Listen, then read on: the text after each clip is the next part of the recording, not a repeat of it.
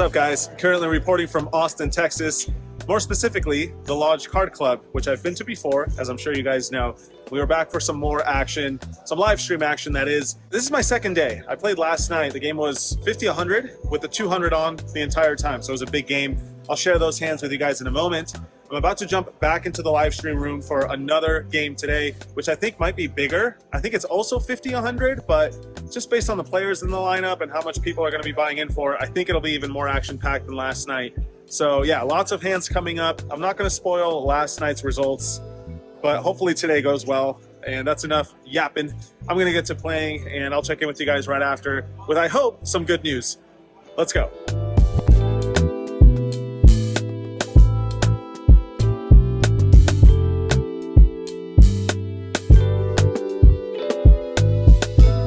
All right, y'all, back at it. You notice how I said y'all? That's because we're in Texas. I've got 4-3 suited. We're at the Lodge live stream. I'm in for 50K. Let's get after it. I think the 200 was on all night, so let's just call it 51-2 for tonight's stream. Make it 500 to go. Get called by the big blind and Jay win in the straddle. So three ways going to a flop of Jack 6-4 with one club. That's bottom pair and a backdoor flush draw. All the excuse I need to put in a C bet. A lot of good things can happen too on certain turns and rivers, right? Continue applying pressure on overcards, etc., etc. We turn equity, blah, blah, blah. Anyway, I get called by both players, which is bad news. As you guys can see, they have both flopped top pair, but no worries, guys. The turn is a miracle 4. That's right, we turn trips, very disguised trips at that. Crypto Max checks, J-Win checks, and I am not going to check now that I've got a really good hand. Very clear value bet here. I put in $2,400. Crypto Max thinks for a bit and makes the call once again, at which point J-Win makes a really nice fold here with Jack 10.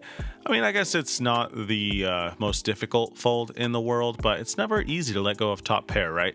Anyway, off to a river, which is not my favorite. It's the King of Diamonds, which might make it a little bit easier for our opponent to let go of a Jack. You know, I could have hands like King X of Spades that decide to now go for value on the river, etc. But anyway, I'm just going to go for it, right? Because he's only got a pot-sized bet remaining, and there's no play for me aside from all in. This is exactly the same size I would take with a bluff, so it's nice that this time we actually have it. Crypto Max is not in love with the situation, and I don't blame him. You know, he's got a clear-cut bluff catcher. There's so many hands that I might be going crazy with that he's got beat, but there are also a lot of value hands I could have, like any 4, pocket 6s, king jack, aces, pocket kings, blah, blah, blah, blah, blah. There's just so much value, so many bluffs. Could probably just flip a coin here for him. In the end, it seems like he kind of does flip a coin in his head, but it lands on the wrong side for him. On the right side for me, though, and we win a $23,000 pot to start off the night. Not bad whatsoever, being up over 10K in the first hand. Next, this hand goes down where I make it 500 with Jack 9 of clubs from late position and get called by just Juan in the straddle. Heads up to a flop of 10-7-5 with one club. Not too bad. We've got a straight draw, we've got the overcard, and the backdoor flush draw. However, this is a board that would heavily favor the player out of position who has defended the blinds, in this case, Xuan. So when she checks, I think our options are to either check back or bet big. I don't like a small bet on this kind of board texture. This time I decide to bet. I put in $1,200, a pot-sized bet. Xuan has flopped middle pair, can't go anywhere just yet, which is why she makes the call. Looking for a good turn card, either a club or an 8, of course. This one is overkill though. It's the 8 of clubs, so we make the nuts and also have the flush draw in our back pocket if somehow we end up needing it. Juan now checks, and despite having made a super strong hand, I think this is one of those very rare situations where checking back with the nuts makes sense. Reason being is this is just a better card for her than it is for me. Almost always it will improve her hands, and almost never will it improve mine. Now, I know what you're thinking. We're in position. Why does that even matter? We're not going to get any extra value. And well, it actually ends up working out because, you know, this is a good example of why I think it's important to be balanced, even though sometimes it just takes so much discipline. For myself too, you know, I hate checking back strong hands. But I think it's just a good idea because She's a good player, and when the river comes to Jack of Spades, which puts 4 to a straight and a bunch of 2-pair combos out there, she recognizes that now her 7 is probably no good and it's time to bluff. For that reason, she puts in $3,000. Of course, I am going to raise for value, but I think most often she's just not going to have much since I'm the one that actually has the straight. So when I raise all in, she quickly folds her pair of 7s. But you know, that $3,000 river bet that she put in was probably money that we would have never seen if I'd bet the turn. I'm sure she probably just would have folded her pair of 7s. So yeah, it works out in the end. We make a really strong hand and make probably close to as much as we could have from it. Unfortunately, at this point, I experience some card death where we really get no interesting pots for about 2 hours until finally we look down at Ace Queen on the button, a very strong holding. So when there's a race to 600 from T1000, I'm going to bump it up. I make it 2K to go. Back around to him, he's got Ace 7 offsuit, and I think it's a pretty clear fold. Maybe once in a while you can get frisky and put in another raise, but he ends up selecting probably my least favorite option, which is to call. I mean, the man is given action. It's hard to hate on that. So we go to a flop heads up of Ace, Queen, Deuce, Rainbow. Wow, I can't remember the last time I got aggressive with a hand like this pre-flop and end up flopping top 2. It feels like every time you raise with Ace King, Ace Queen, Ace Jack, maybe you hit a pair. More often than not, you miss. So this is always a welcome surprise. Yeah, we've got top 2, and it's time to just start betting for value. The problem with this is we have removal to a lot of the value hands that T1000 may have. As luck would have it, he's actually got an ace here, which kind of highlights the whole problem with playing bad aces like this, is you can just get in tough spots down the road, as we will see here. He makes the call after I bet 1300. We get overkill on the turn, guys. It's the Queen of Diamonds, giving me a full house. I was hoping he would lead out on this card, you know, telling himself that it's better for him than me, it's a good card to lead, blah, blah, blah. But he doesn't. He checks after a bit of thought. And, well, I mean, I've got a full house. I'm going to keep betting. What else is there to say, right? I think sizing is important though. Don't want to go too big here. Also don't want to go too small. I decided to go around half pot. $3,800. Once again, T1000 thinks it over for quite some time. I think at this point we'll probably get a fold from whatever gut shot he might have floated on the flop with, like King Jack or whatever. But I'm very happy to see him make the call again. And it's at this point I realize he most likely has an ace, like let's say Ace Jack suited or whatever. And of course, that is the dream spot. When you raise pre-flop with a strong ace, your opponent also has an ace, just not as good. You both hit top pair. It's time to go for some value. That's exactly what's going on here. The pot is around 15K, and he checks it once again on the river. We've got a super strong hand, so how much are we going to bet? Well, at this point, I think it makes sense to bet quite large. Reason being is if I had, let's say, Jack 10 of diamonds for a turned flush draw to go along with a straight draw, or King 9 of diamonds, or, you know, 5-4 suited, or whatever. You know, all these sorts of holdings that might have gotten aggressive pre-flop and continued bluffing on this sort of board texture as the pre-flop aggressor. All those holdings might want to go for a bet here, which, you know, they're all terrible, right? They're just incredibly bad hands. At the same time, I could have a ton of strong hands. I could have pocket aces. I could have pocket queens. I could have ace queen.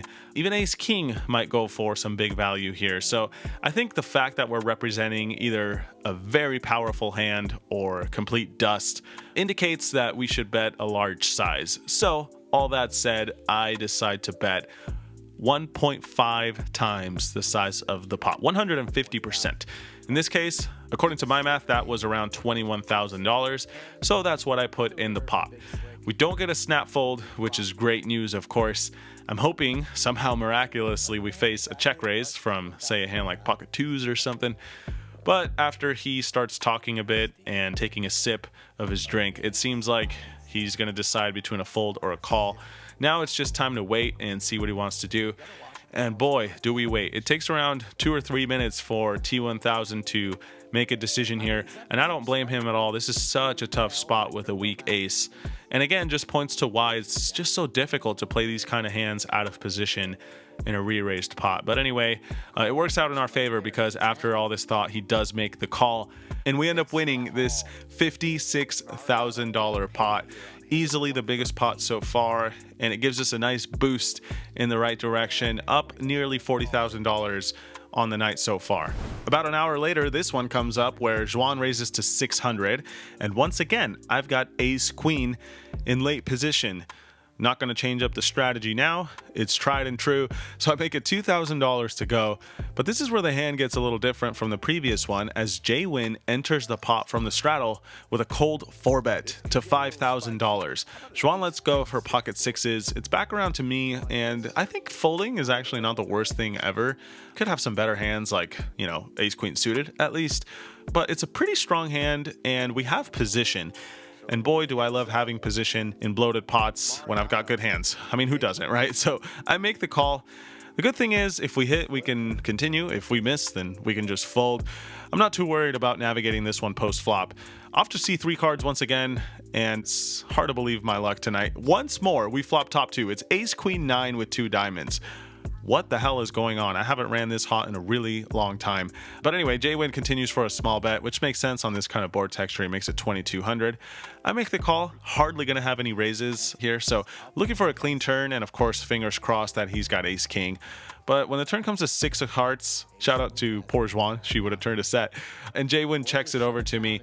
I think he's most likely got kings or jacks, for example. However, I would have some bluffs here like jack 10 suited or random diamond hands like, let's say, 8-7 of diamonds from time to time. So it's time to start betting since I would have some bluffs. Put in $5,000, which is a third of the pot size, and Jwin wastes no time in letting go of his pocket tens. So we get lucky, win a flip, and win some money in the process. Now the very next hand, this one goes down where I make it $1,000 to go. Viper calls on the button with ace queen suited before Jwin enters the pot with a raise once again. Now he has added chips right after the last hand, so I think he started this one with like 17k or something like that. He makes it $5,000 to go. And well, I've got king 7 suited. I think the best option is to fold or occasionally go for another raise, essentially an all-in as a bluff. I end up choosing the least of my favorite, which is to just call. Reason being was I just got this vibe that we could win on a lot of flops, like, low cards or draws or whatever, but that's just a bad mentality. That's probably what happens when you just run too hot for like 3 or 4 hours. You start to feel like everything's going to go your way, and then your play suffers as a result. Usually it doesn't happen to me, but from time to time, I guess it does creep in, because here we go. I'm putting in 5,000 with king 7 suited. I guess at least we've got position. Oh wait, no, we don't even have that because Viper is in there too with ace queen suited. So all around just a bad play from me pre-flop. But anyway, we go to a board which immediately sort of bails me out. It's 10, 8, 5, 2 diamonds, backdoor straight draw, and of course the obvious flush draw, second nut flush draw at that. Jwin checks, I decide to check it. Again, doesn't make a whole lot of sense, should probably just bet on this kind of board. But I was a bit worried about Viper behind me. I mean, it's tough for him to have something super strong, but again, I just didn't want to bet and face an all-in, have to fold probably against Viper. But Viper checks it back, so that's good.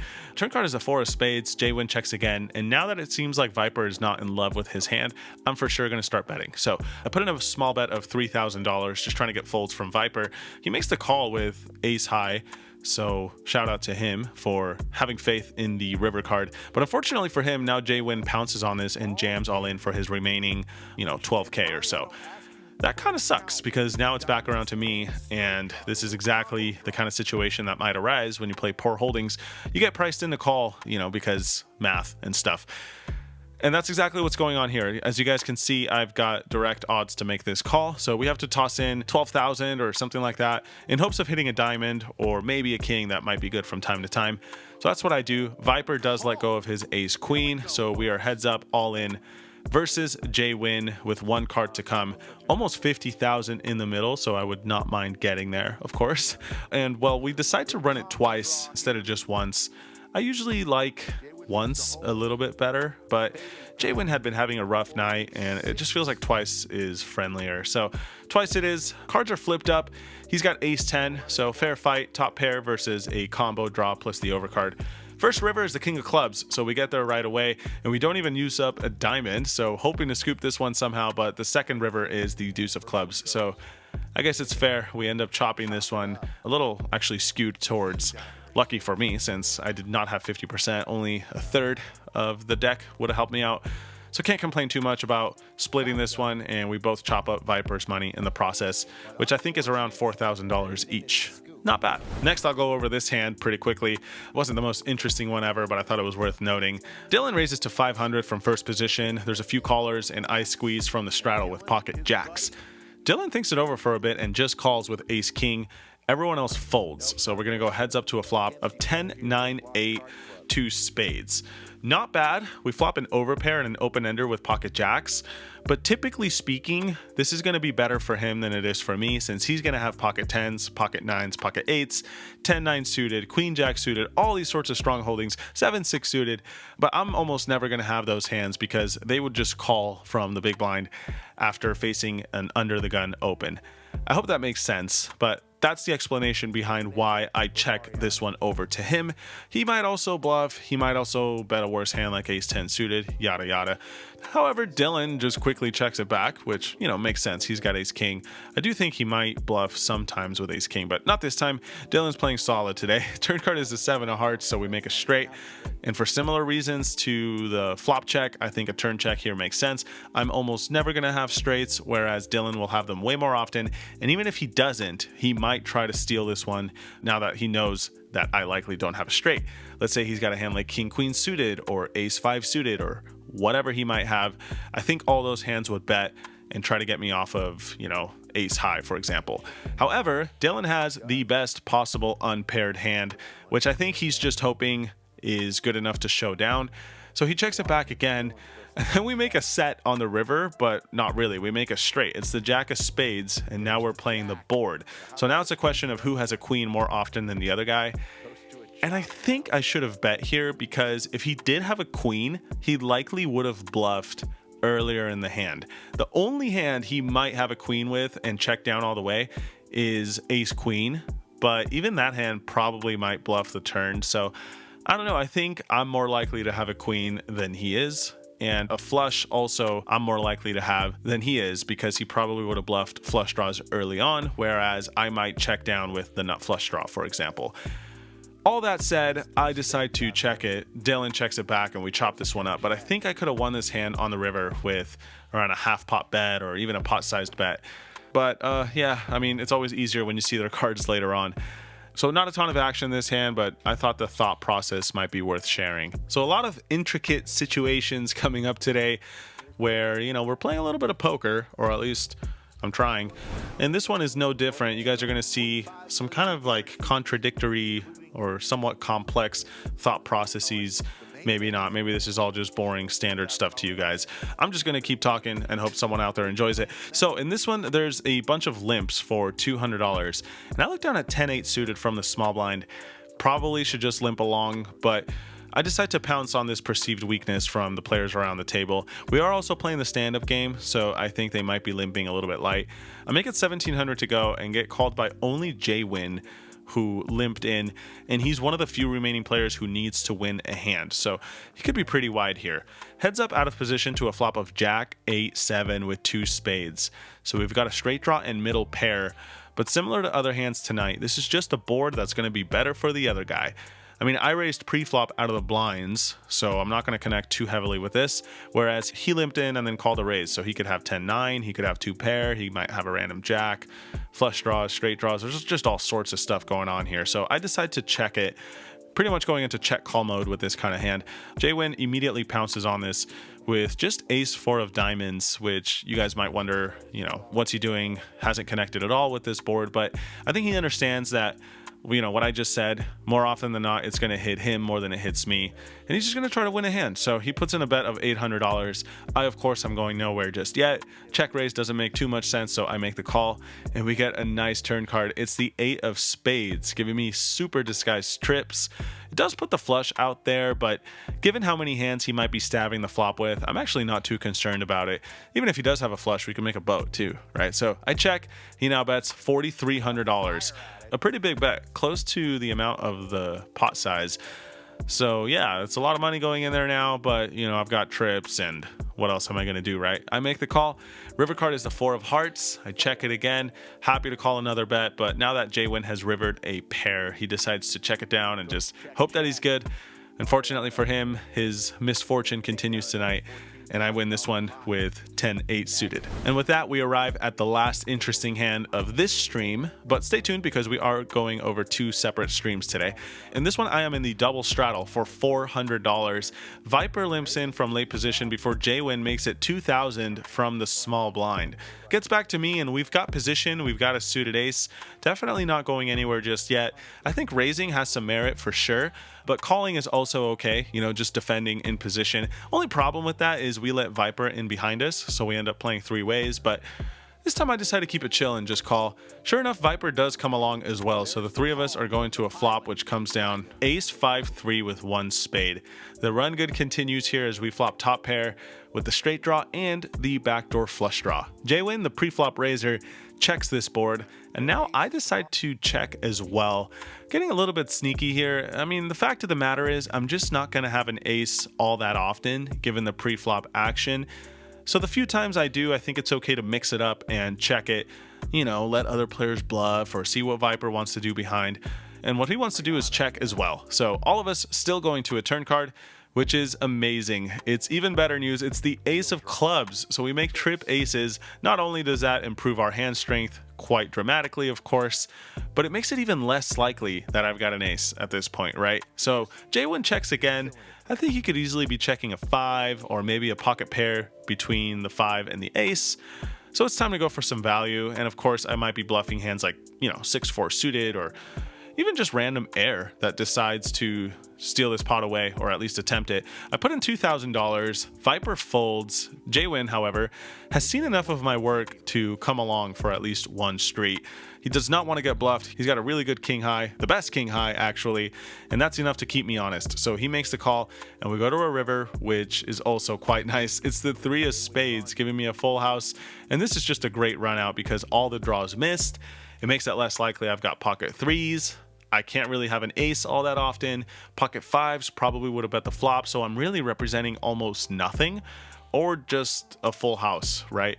Similar to earlier today, when you represent either nothing or a very good hand, I think a big size is the best option, and that's what I do here. He checks it again, and I toss in $11,000, which I thought was the size of the pot. Ends up being a little over, but whatever.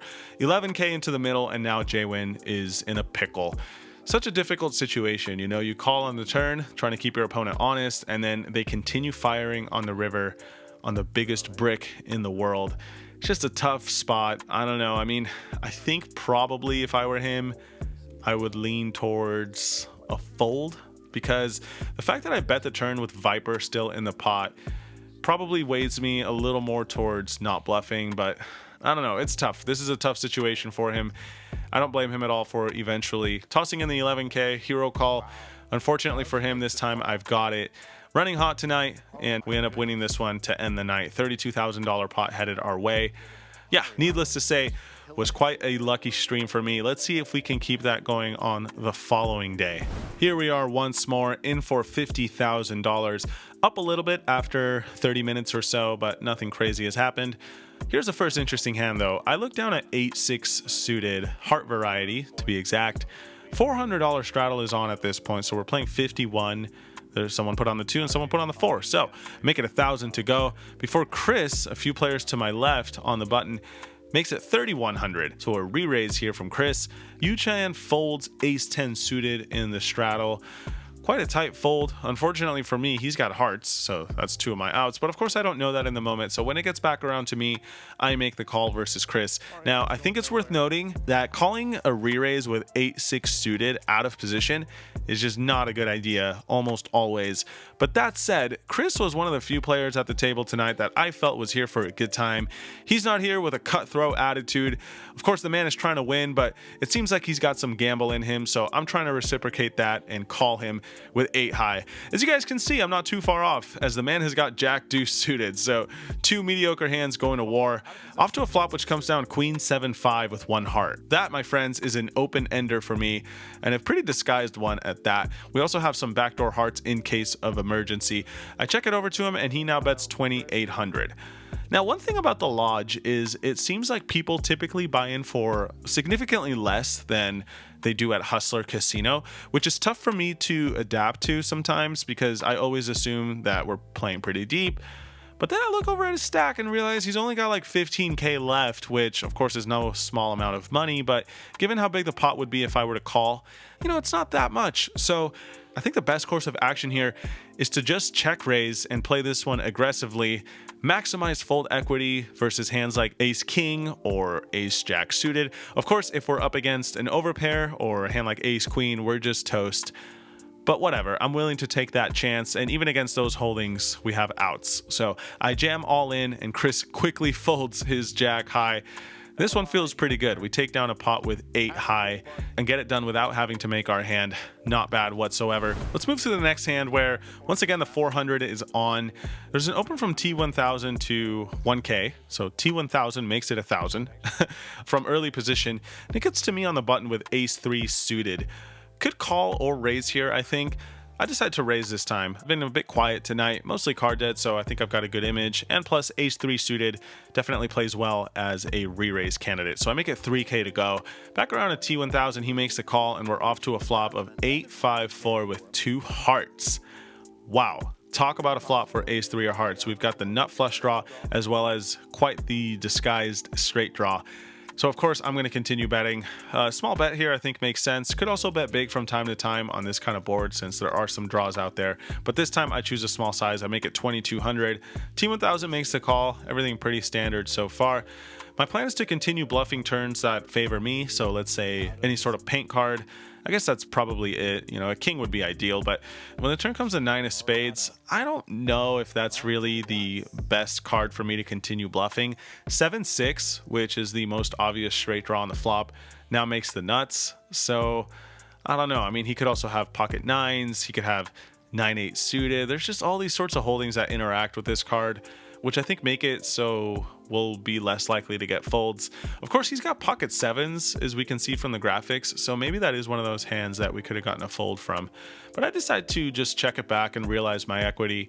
It turns out we don't realize our equity, though. It's the 5 of diamonds on the river, so what looked like a great situation on the flop ends up amounting to ace high. Meh, not the best outcome, but T1000 checks again, and on this kind of run out, especially with the board pairing on the river, I don't think a bluff makes too much sense. It is worth noting though, if I had a hand like, let's say, pocket 10s or pocket jacks, maybe even ace 8 suited, those hands might actually go for some value here on the river for about half pot. So I wonder if this is one of those hands that I should have bet the same amount with in order to kind of balance that out. I'm not really sure. I feel like maybe ace high is just strong enough to get to showdown, but probably not, since this is the worst ace high, or one of the worst ace highs alongside ace deuce. Probably ace king can check back. Ace 3 should have bet it. Whatever. Life goes on. We lose this one. Kind of a frustrating hand there, but we're trying to turn it back around to, running good and making poker easy. And in order to do that, you got to re-raise 9-7 suited once in a while, especially against the button open, right? So T1000 makes it 500 from the button. He could have, like 80% of cards dealt to him. So I'm going to get frisky with this 9-7 suited. I make it $2,500 to go. Jokes aside, not something I would do every time. Probably just call most of the time, but once in a while, I think 3-betting this hand makes some sense. It's got post-flop playability, and it's also pretty disguised when it hits, like it does here. After T1000 makes the call, we flop top 2. I mean, what the hell? 9-7 deuce? Are you kidding me? How good is that flop? Now, you might be wondering, why the hell is Mariano checking? And you can probably guess already by now, this is just a board that's better for him. And T1000 is also a player who is happy to bluff and try to buy pots if he does not connect with them. However, he thinks better of it here and checks it back, at which point we see the 10 of hearts on the turn. Not going to check again. Now that we've both checked the flop, I think it's clear that we should be betting for value. So I bet 2,700, right around half pot. The flush does come in, but after we both check the flop, I think neither of us will have one almost ever. Maybe I'll have one slightly more often than him, but I'm not worried about him having a flush essentially ever. So I put in 2,700 bucks. T1000 makes the call, which I am happy to see. Looks like great news as my man has turned top pair with the nut flush draw. So looking to avoid a heart on the river, which we do. It's the 10 of spades. Now, of course, that counterfeits my hand, which I am not happy about. But honestly, I'm not super worried about it because I think to myself, if he had a 10, well, what kind of hands would that be? That would be like 10-8 suited, Jack 10 suited, Queen 10 suited. You guys get the idea. And I feel like all those hands would have bet the flop more often than not. I mean, think about it. If he had 10-8 suited, that's an open ender on the flop with no showdown value. That would bluff. If he had Jack 10 suited, similar thing. He's got a gut shot, 2 overs. That would probably bluff the flop, etc., etc. You guys get what I'm saying. So even though we do get counterfeit, I just think it's unlikely he's going to have a 10 too often. The only hand that he might have a 10 with is ace 10. That hand might not want to bluff the flop. He might check back with some showdown value and then go runner trips, but that's just not too likely. So I'm not super concerned with this river, actually. However, I don't think another bet makes a whole lot of sense. I mean, maybe a small bet is probably fine, but instead I decide to check and bluff catch. He might have hands like king queen with a heart or queen jack with a heart. He might have hands like pocket eights with a heart that decides to put in a thin value bet. I don't know, all these sorts of holdings that I think we could get some extra value from if we were to check call instead of put in a bet ourselves. So I check it over to him and he does put in a bet. However, I am quite unhappy to see this sizing. It's $8,200, which is almost a pot-sized bet. That is not what I was hoping for. I thought he might bet small with a smaller pair or maybe half pot trying to get me off of ace high. This huge bet is pretty concerning because it immediately indicates a strong hand to me. Now, that might be a bit fishy of me to think like, yeah, I mean, if he's bluffing, he might bet this big too, right? But I just didn't, have that vibe from him. I've been playing with T1000 for about a day and a half at this point, so I was kind of locked in with what I felt was going on. And yeah, as you guys can see, he actually does have ace 10, so an unfortunate situation. I immediately had some alarm bells going off in my head, but yeah, now we have a decision to make, right? Well, we've played it this way so far. Our hand is a little, I don't know if under-repped is the right word, but it's rather disguised. I think he might put me on an overpair though, so the fact that he's still betting is kind of scary. So yeah, I don't know. I mean, I think it's close. Usually when it's close, I lean towards calling, but in this case, it took me quite a while. So close, in fact, that I ended up deciding to flip for it, if you know what I mean. I shuffled my cards back and forth and told myself, if I pull a 7, I will call. If I pull a 9, I will fold. Ended up pulling a 7, so I called and then we lost. Big deal, right? Yeah, I mean, I don't know, I probably should have folded this one. I got pretty frustrated because it's like, man, you finally get out of line pre-flop and then you connect. You're supposed to get rewarded for that, but instead he sucks out and we lose this $27,000 pot. Damn it. But worry not, there's still some poker to be played. In this one, there's a call for 200 from Chris. He limps in before Terrace makes it 1,000 in the hijack. Yu-Chan makes the call on the button before I look down at pocket 7s in the big blind. Interesting spot here. We could just call and try to hit a set multi-way, or we could re-raise and try to get heads up versus Terrace, who is the original raiser. That second option sounds a little bit better to me, and considering how many hands Terrace is raising pre-flop, I think 7s might become a little bit stronger than they otherwise might be. So I make it $6,000 to go. Sure enough, Terrace ends up making the call, but Yu-Chan gets out of the way. So we go heads up to a flop of ace 9 4 rainbow. We are out of position, but also I'm the pre-flop raiser in a 3-bet pot. So I think this board is more than okay to bet all my hands on for a small size. That's what I do here. I put in a bet of 4K, right around a third or a quarter pot, whatever it was. Bet $4,000. Terrace has a pocket pair, so he's not done with it just yet. Also a small chance of backdooring a straight or, hitting a set from time to time, so I don't blame him for calling. Turn card is another 4. It's the 4 of clubs. And now we have a decision between checking or continuing to bet. And I think a check here just makes sense, I mean, our hand is okay enough to try to get to showdown. It's probably not strong enough to continue getting value with. So, I don't know. seems like a check is okay, so that's what I do. Terrace now checks it back with his pair of fives, which I'm happy to see. If he had bet, I probably would have called, to be honest, because there are just so many hands he might float the flop with and then try to steal the pot with on the turn. But when he checks it back, I think he likely has some sort of showdown value, like either a smaller pocket pair or maybe king high. I hope he doesn't have a 9. That would suck, but I feel like he might bet a 9 on the turn from time to time. So looking for a clean river card, and it's not really what we get. It's the 6 of clubs. So, you know, a slight chance that he's now improved with pocket sixes. That was one of the few hands that we were ahead of course. But yeah, now we are at this river out of position. There's 22K in the middle, or, you know, just around that. What do we want to do? Well, I think this is a clear case where a blocker value bet makes some sense. And the reason being is we can get some value from king high, we can get some value from smaller pocket pairs, and we also set our own price if he's got a hand like pocket eights or whatever the case may be. Also, I don't think he'll raise too often, and even if he does, I'm not too worried about navigating that decision if and when it comes. So all this is going through my mind as I try to calculate 10% of the pot size. That turns out to be 2,200 in my head, so that's what I put into the middle. 2.2K going in there, and now Terrace is in a weird spot with these pocket fives. Most often I think he knows he's going to be beat, but also he's getting such a good price. I mean, what if I'm value betting like king queen suited for some super thin value? Or what if I'm bluffing, right? Trying to just get a cheap bluff through, which I have attempted from time to time. Yeah, it's not a fun spot with pocket fives, but in the end, I do think his call makes sense. That's what he does. He tosses in the 2,200, and we end up getting what I think might be close to max value from pocket fives on this kind of run out. We win this 25K pot and get away with this little river bet here. Also, I think it's worth noting, I might play pocket aces this way from time to time, or a hand like ace 9 suited, just because, you know, it seems so likely that Terrace doesn't have much in those instances, and trying to induce a raise might be the best play from time to time with those holdings. So yeah, I like this 10% bet. It's a good one to have in the toolbox under the right circumstances. Next, we've got Jack 5 suited. We are playing the stand-up game, and I need to win a pot. So we're getting in there with the old Jackson 5. I make it $500 to go. Yidnik calls on my left. I apologize if I am butchering that name.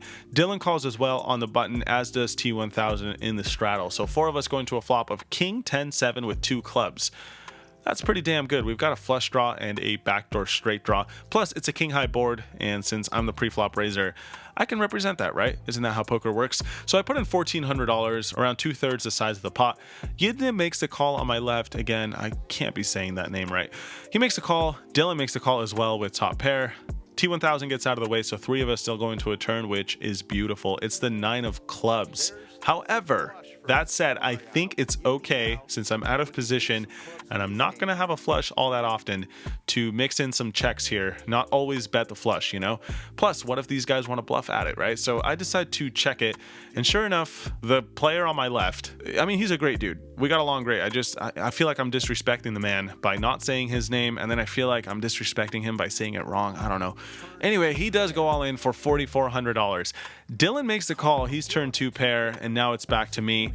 And I think here we miss an opportunity to go for a very weird check raise after checking the turn and a player's all in. I don't know. I wasn't sure what to do. I felt like the best play in the moment was a check raise, but I decided to get cute and sneaky and just call with my jack high flush. So yeah, I mean, I guess good for Dylan that I didn't play this hand super aggressively, because he probably would have called the check raise here with kings up. However, all 3 of us are still going off to a river, which is not great. It's the 4 of clubs. So now the ace of clubs and the queen of clubs obviously beat me. That said, I don't think it's super likely that these guys would have that card, but it turns out I'm wrong, because my friend has the ace of clubs, so that's not good. I decided to bet for some value here, though. I bet $5,000, around a quarter pot, hoping Dylan calls with 2 pair or whatever he may have, but he ends up folding on this river card. That's another reason that card sucks, by the way, is not just because we might lose to some hands now, but because it makes it way harder to get value from Dylan, who, you know, after calling on the turn, is someone that probably has something, and we could have got value from that, but whatever. He folds after 4 clubs appear on the board, and we end up losing this one. So yeah, what looked like a great situation on the turn ends up as a disaster, because we don't get any extra value from 2 pair, and we give all our chips to Yidne, with his nut flush. Shout out to him. Shout out to however you say your name, sir. I apologize. Anyway, let's move on to the next hand, please. And boy, is this next hand something. This is probably the hand of the night, and it's actually the last interesting hand of this particular stream. I mean, after this one, I did make top 2 against Dylan, but hardly got any value, so we're just gonna leave that one out. Don't want to bore you guys with me hitting more cards on the board. I feel like it's gotten a bit old, this vlog, you know, running a little bit too hot for entertainment. So instead, we're gonna watch me play 10-9 offsuit. That's not that good of a hand, right? In this one, Chris opens up the action to 1100 and I defend the straddle. So same hand here, going to war. Flop is Queen 8-5 rainbow, so really just a gut shot for both of us. I check it over to him and he checks it back. Now the turn card is interesting. It's a 6 of spades, which means we now have what's called a double gutter, right? Yeah, I think that's what a double gutter is. All I know is a jack would give me a straight, a 7 would give me a straight. That's all the excuse I need to start bluffing at this one. I mean, you know, if I want to get more specific, in instances where you defend the blinds, it goes check check on the flop and you could have a super strong hand on the turn, for example 7-4 or 9-7 in this case, I think starting to bet right away makes sense. So that's what I'm doing here. Seems like a good situation to bluff. I put in a pot size bet of $2,600. I think it's even better to go like pot and a half, actually, like let's say 4,000 or something like that, but instead I bet pot 2,600, and now Chris does something quite unexpected and goes for the raise after checking back the flop. I've got no idea what that's about. I feel like if he had a set on the flop, he would have bet it. If he had Queen 6 or 8-6, those are hands that would have bet the flop as well, since it would have been top pair or middle pair. So I'm not really sure what's up with this raise. He makes it 7,900. Now, I guess he could have pocket 6s. That hand might make some sense, but I mean, it seems unlikely, and even at that, he might bet pocket 6s on the flop here and there, right, for some protection or whatever. So yeah, it's a really weird spot because I could have 9-7. I don't think he could have 9-7 hardly ever after raising pre and then checking back on that flop. So here we are facing a raise with a double gutter out of position. Now you might be thinking, just fold, it's 10 high, how bad could it be? And I don't blame that school of thinking, but the more I started to break this hand down in my head, the more I realized that he's probably just playing a one pair type of holding this way, you know, like an unorthodox check back the flop with king queen and then raise the turn. Or I don't know, maybe he's bluffing, right? Like a turn flush draw, say ace jack of spades, for example. Whatever the case is, I just felt like he couldn't be doing this with a super strong hand, and all those hands are going to be in a tough spot against another raise. That's right, I think we have unlocked the opportunity for the very rare turn 3-bet. So that's what I'm going to go for, a very rare, fancy type of play. Probably totally fine to just never attempt stuff like this, but I think a little creativity never hurts. So I put in a little click back. I make it 14,600. In my defense, I was trying to make it 16,600, but I accidentally miscounted. Don't think it makes too much difference. The goal here is to just raise again, take control of the betting lead out of position, and then go for a big bet on the river. Unless it's like a queen or, I don't know, some other terrible card, but just so many river cards are going to be good to bluff on. Anyway, I have now put in the 3-bet, 14,600. Chris thinks about it for quite some time. He seems a little taken aback by this, which I completely understand. And it seems like he's got a decision now, because with the same hand I have, he's kind of getting odds to call and hit a 7, hit a jack, or maybe even bluff spades if those come. So he does eventually make the call. Of course, that's not what I wanted to see, but I can't say I'm surprised after I made it super small. The plan was never really to get a fold on the turn, but rather go for it on the river. 8 of hearts is what we get, so no help to either player. We both have 10 high and a dream. Pot is $31,000, nearly 32K. And as you guys can see, whoever is aggressive on this river will probably win this hand. Well, that's the whole point of picking up the betting lead on the turn. I am not going to slow down on this card, although I really don't like it, because one of the hands I'm representing, for example, is Queen 8 or maybe pocket 8s when I 3-bet the turn, and both of those hands just became less likely here on this river. But I could still have 7-9, I could still have pocket 5s, pocket 6s, and technically pocket 8s, Queen 8, all these sorts of holdings. They're less likely, but still possible. So to balance out the times that I have those value hands, I am going to go for it here. It is nice that I don't have spades, at least, because we want him to have the spades. Since those missed, you know, he can now fold hands like the ace high flush draw or the king high flush draw or whatever. Trying to put maximum pressure on a top pair or over pair type of hand at this point, and of course get folds from missed flushes. I jam all in for a pot and a half sized bet, $46,000 effectively. And Chris folds right away, which, you know, makes sense since he just has 10 high. So we get him off a chop and win this one. Can't say it didn't feel good. This one was a pretty sweet hand, one that I'll probably remember for quite some time, because even though it wasn't like a massive pot or the biggest pot of my life or whatever, it was just such a unique and weird situation. And it's always nice when those work out in your favor. Anyway, that was the last worthwhile hand of tonight's stream. As always, I hope you all enjoyed the hands.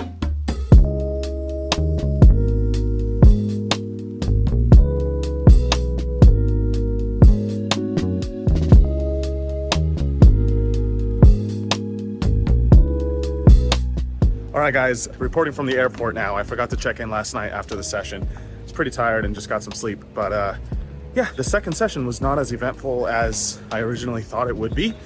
Ended up playing more pots in the first night and having a bigger result then. So all in all, in the first night I won nearly 60,000, which of course is great, especially considering that the lodge streams typically play a little bit smaller than the hustler streams. So very happy with that. Unfortunately, could not get it done on the second day. Ended up losing like 5,000. But still, that's a good result for the trip overall. 2 sessions played, won around $55,000 for the weekend. So another step in the right direction, and we are officially out of that downswing that I was suffering through earlier this month. So yeah. Hopefully the year closes out on a good note. We'll see. As always, I'll let you guys know. And a lot of fun things coming up, which I'll probably go over more next video. So as always, thanks for watching. I'm gonna catch this flight. I'll see you guys next time. Until then, good luck at your tables. Peace.